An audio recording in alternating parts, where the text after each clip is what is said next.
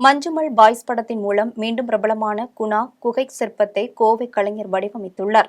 இயக்குநர் சிதம்பரம் இயக்கத்தில் அண்மையில் வெளியான மஞ்சுமல் பாய்ஸ் என்ற மலையாள திரைப்படம் அனைவராலும் கொண்டாடப்பட்டு வருகிறது. இந்த படம் குணா குகையில் நடந்த உண்மை சம்பவத்தை தழுவி எடுக்கப்பட்ட படமாகும்.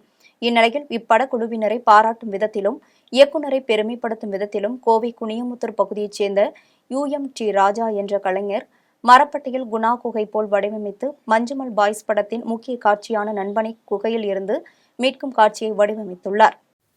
மொழிகள் வேறாக இருந்தாலும் தமிழகத்தில் வெற்றி நடைபோட்டுக் கொண்டிருக்கும் திரைப்படம் மஞ்சுமல் பாய்ஸ். இந்த திரைப்படத்தில் காதல் காட்சிகளோ கதாநாயகிகளோ சண்டை காட்சிகளோ இல்லாமல் முழு கதையை நம்பி நட்பின் ஆழத்தை வெகு அழகாக சொல்லக்கூடிய ஒரு சிறந்த சித்திரம். இந்த படத்தில் வருகின்ற அந்த குணா குகையைப் போல ஒரு சிற்பத்தை வடிவமைத்து இந்த படத்தின் இயக்குனர் திரு சிதம்பரம் அவர்களுக்கு வெற்றி பரிசாக இந்த சிற்பத்தை கொடுக்க உள்ளேன்.